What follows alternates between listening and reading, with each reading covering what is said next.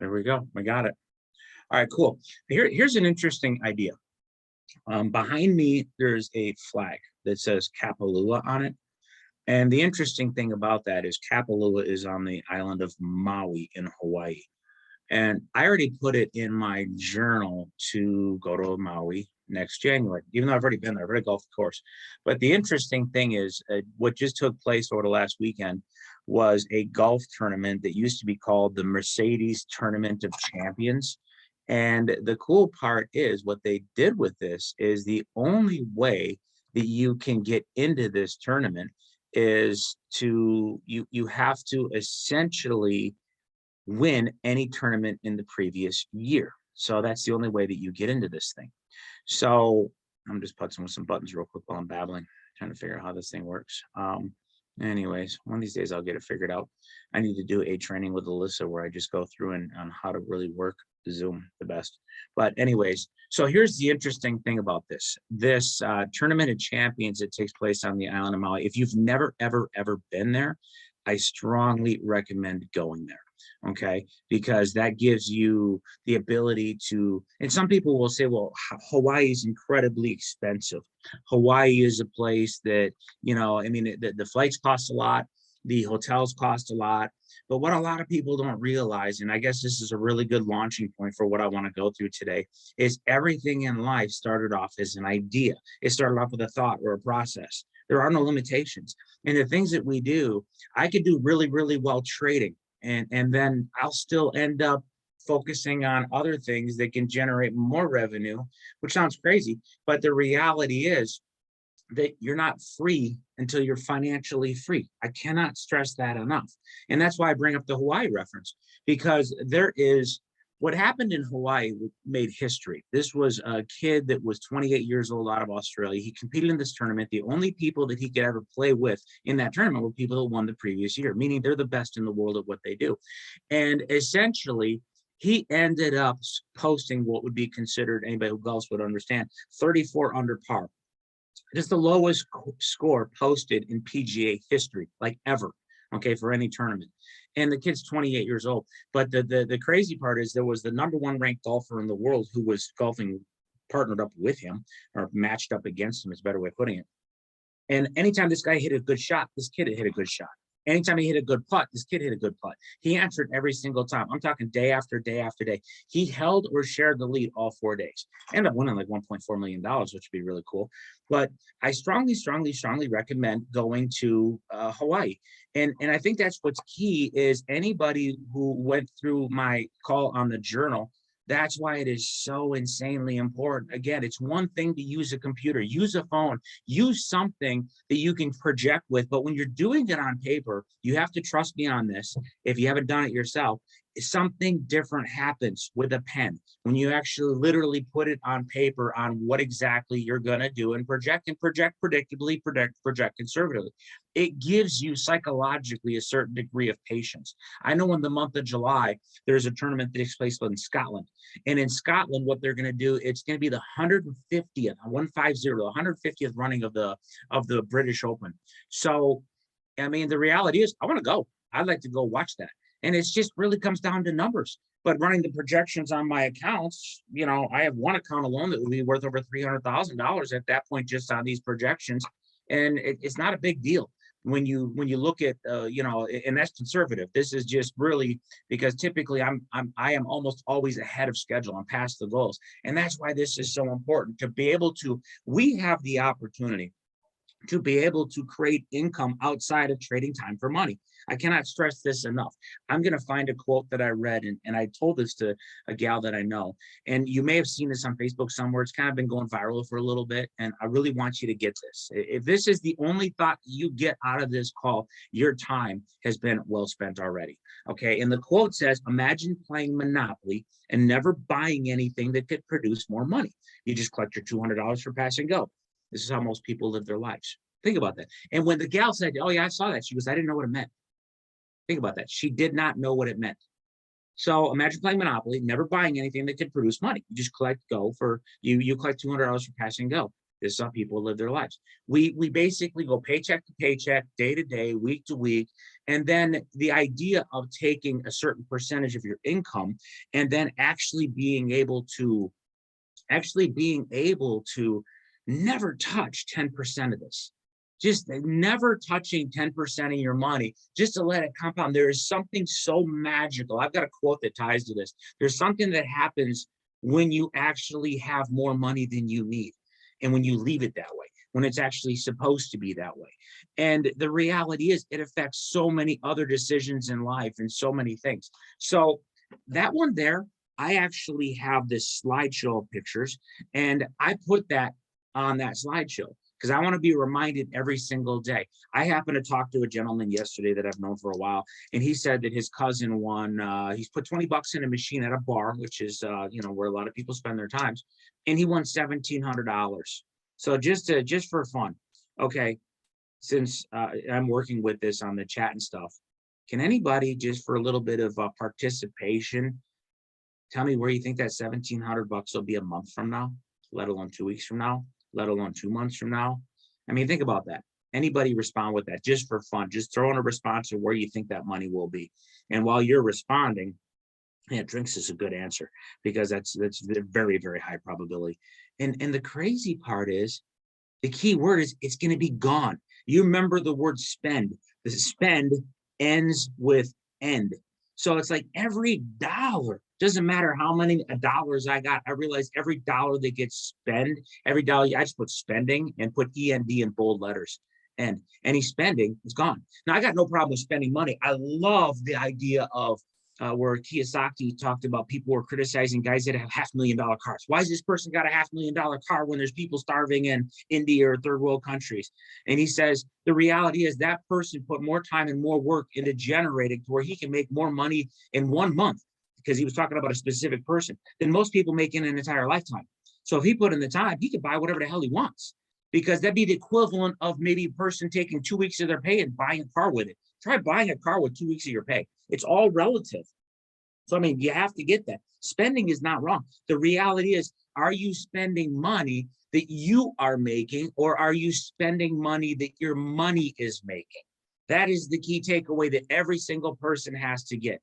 You have to get to the point to where your money's making more money than, I've seen many, many days where I'm triple, quadruple, quintuple, I don't know, immeasurable some days on the money that my money can make, and including what I'm withdrawing, that on a daily basis, because I believe that relationship's important to have. It also does something to you psychologically when that's hitting your bank account, to where it's like, I have a schedule. I have an alarm on my calendar. Okay, 3:45 p.m., closer to market close. Even if I'm done trading at 11 in the morning, 3:45, it goes off. I put in a withdrawal right around 9 or 10 o'clock at night. It hits my Coinbase. And then when I wake up in the morning, it's in my bank account. So that still to this day blows me away, the fact that I could just literally create an income stream that if I was generating that, I can't work enough hours to generate what can be created there. And what excites me, and this is something that I write down, and I encourage others to write down. Even you should write it down every day, but worst case, randomly. You have to write down the fact that anybody who's ever made $5 trading, I don't care if it's one trade, $5. If you can make $5, you can make 50. If you can make 50, you can make 500. If you can make 500, you can make 5,000. If you make 5,000, you can make 50,000. I mean, we don't see live traders anymore with their live accounts, but I've seen it. I've seen guys that are generating really crazy amounts of money in short time frames. So it can be done. And what one person can do, so can another. So that's the key takeaway, because there's really no limitations. The only limitations that exist are the ones that we create. And something that I think is important is, I can tell you about that story about the monopoly money. This is how people go through life. And then here's what happens, okay? A car breaks down. Can't tell you how many people I've seen that in the last week where, because it gets down to 20 below wind chills, their car doesn't start in the day, or their transmission blows. Now they got to go get a new car. There will always be something. There is always something going on. That's why you have to have an abundance. 10% of everything you make should go into a cash reserve. I mean, ideally, a cash reserve. There's something magical that happens with that. And then you put your money to work for you. But now you can't set limitations. That's the key takeaway. So anyways, pretty much enough about that, but I really, that was the key nugget of what I wanted to hit. I really want you to remember that. But see, the reality is that I would say 95% of people, I believe 95% of people, I can tell something like that or any other list of thoughts that are just spot on, dead accurate. And then a month from now, they forgot all about it. It's still a seed in the back of their mind. 2 months from now, they forgot all about it. That's why I'm a big believer. I dedicate a little bit of time every single day where I take the most powerful thoughts and quotes. I'm talking like right now, I've got hundreds of them, but I'll take like the key 30 or 40, and they show up in my calendar like an appointment. And then I read it and I move it to the next day. It takes me like literally 2 seconds per note. But then it just all of a sudden, like magical, something fires, something ignites, something just all of a sudden clicks again. And then it gets you right back dialed into that zone. So that's even the monopoly thing. I think that's key because at some point in life, we are reminded of the fact that you can have everything in life that you want if you help enough people get what they want. Lately, this last couple of days, I've been listening to Wayne Dyer again, and he's got something like called the Ultimate Library of Wayne Dyer. This stuff is absolutely priceless. And what he gives a definition of freedom. And freedom is, and I'm going to slaughter this, but you're going to get the essence of what I'm saying. He says freedom is when you don't care about you. Okay. Think about that. This is not meant in a negative way, where people have no standards. That's not what I'm getting at. He says it's not it's when you don't care about you, but you put your focus on caring about other people, in terms of that. And that's where people can feel vulnerable. I can help these people, this, that, or whatever else. It's about service. It's about serving. It's the greatest feeling that you'll get in life is helping other people. It's making a difference. It's his Anthony Robbins, his audio programs, his Power Talk. He talks about interviewing these people. And always the last question is, how do you want to be remembered? Every single one, every single time, is no matter who he's interviewing, is I want to be remembered for having made a difference. And we can impact people's lives. I remember I had a conversation with a fellow, I don't know, a while back, and we were talking about FRX and Forex, and he was doing his own homework, and however he got introduced to it, he was doing stuff on YouTube, wasn't having great success. And I just edified the heck out of a list and said, listen, you got to call this girl, she'll give you some direction, because if you want to succeed in anything in life, you have to find someone else who's already succeeded. That's in every industry.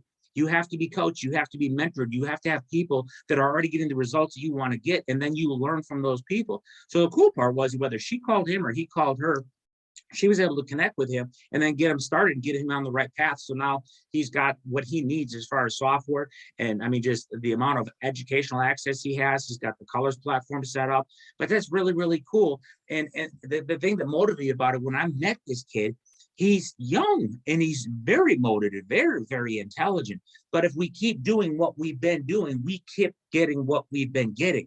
You're still talking a $5 to $7 trillion a day market that 99% of people have no clue how it works, but yet we're able to, with a certain degree of predictability, with proper risk management, to generate results that would take me, sometimes I can generate in a day what would be a record-breaking year in the stock market, and then do it the next day.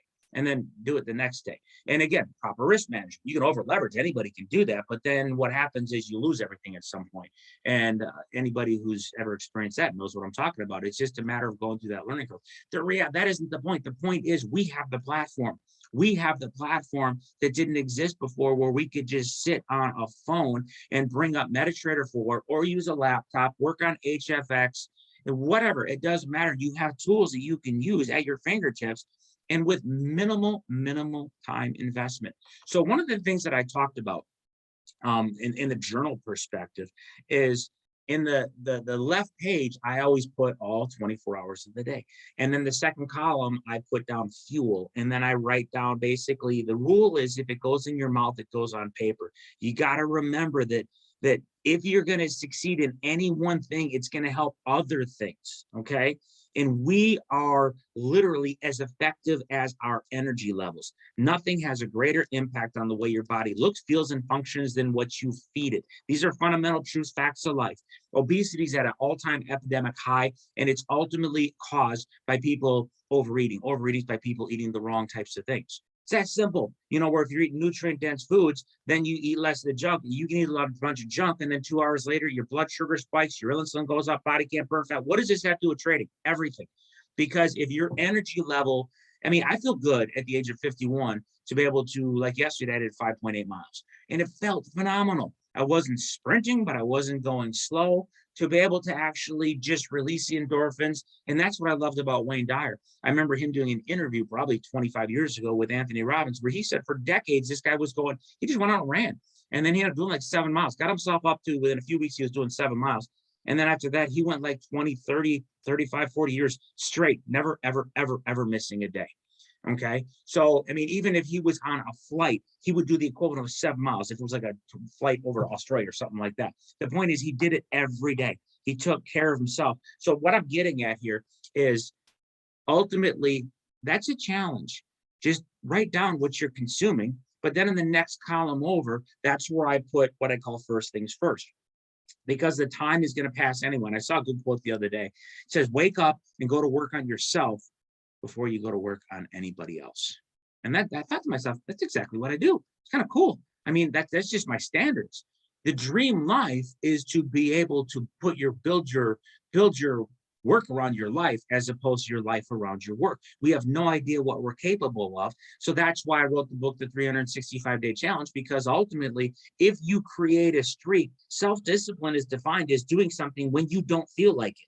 Okay, when you don't feel like doing it, that's what self-discipline is. The problem is anybody can do something when they're motivated. But if you create a streak, and this is my other little nugget that I wanted to throw on today's call, is ultimately that third column over. First, I have the hours, I track the water, I do the food, but then the next one over, it's first things first, audio programs. Wayne Dyer, Anthony Robbins, Brian Tracy, Zig Ziglar, Claude Bristol, W. Clement Stone. I can go on and on and on and on and on. And they're not hard to find. Anytime you start to study one, the one that I've been doing most recently is The Slight Edge. That is phenomenal. Still not done with it. And here's an interesting one too. Tibetan Book of Living and Dying. I just heard Wayne Dyer talking about this one. And it's like, that's why I got it. Because a long time ago, I heard his audio program, he recommended it. So I wrote it down and then I just ordered it. So anyways, but wake up and go to work on yourself before you go to work for anybody else. Why not? Today's all you ever have. That's why I mark that down. So in that third column, or on a piece of paper, or on a Post-it note, you could literally just put Spanish day 1, Spanish day 2. And the goal is not to set a standard of saying, okay, I'm going to do 30 minutes a day. I'm going to do an hour a day. No, the goal is to start. That's it. That's your goal. Starting is the hardest thing to do. It's not hard to run 26.2 miles. It's not. I've done it 100 times. Okay. It's not hard. Okay. It's the hardest one is the first step, because without the first step, you don't get the last step. And then you just focus on, okay, maybe today I'll only go a block, but then next week and tomorrow I'll go a little bit more. Anything that you do worthwhile in life is basically you taking a whole bunch of little things and putting them together, and the results you can't even comprehend. I cannot stress that enough. So you got to have the rocks in the jar, so to speak, where you're putting first things first. Audio programs, trading, education, constant, never. Because the cool part is I've been studying trading now for like a little over 3 years, maybe going on 4 years. And I can look at MetaTrader 4 and I can have all my indicators set up. And it's almost like you get a sixth sense in terms of what the markets are doing. But I have this mindset that you don't know what you don't know. There's always more to learn. No matter how good you're getting, somebody knows how to do it even simpler or better. And I've still had the same thing that I literally strive for day after day after day, is to be able to find something that is ridiculously simple and duplicatable. So I can sit down with my 17-year-old and say, here, this is what you do. You see this, break it down to as simple as possible, because then you can change lives on a scale you can't even comprehend, because people create their own limitations. Their limitations are based on the standards that they set, and the standards that they have set for themselves are way too low because it's based on the people that they're around. And that's really what the essence of this whole call that I'm doing is about. And like I said, I'm going to wrap it up just because my goal is always to keep it as short as possible, but cover as much bullets, I guess, that I can say and content as I can to share with you, especially since it's only once a week. But I'm going to close with a thought. Okay, this is critical. This is really, really, really key. Okay, and I have 2 hands right here. Okay, so I want this to stick. Okay, this has driven me for a long, long time. This is something I don't show most people. I don't sort of show up, but anyways, I got ink on my arm, and it says "La vida es como tú la hagas." Okay, and that means in Spanish, life is what you make it. I believe in that more than anything in life.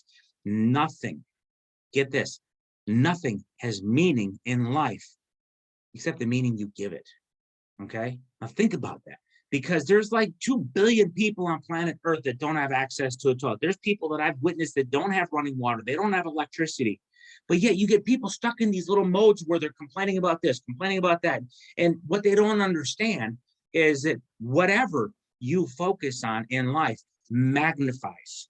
Okay, not only do you experience it, it becomes exaggerated, it becomes magnified. And there's also the law of attraction. There's frequential, there's vibrations that you attract more of that. You ever notice that people that are doing really good tend to do better? People that are doing really bad, just the shit seems to keep happening to them.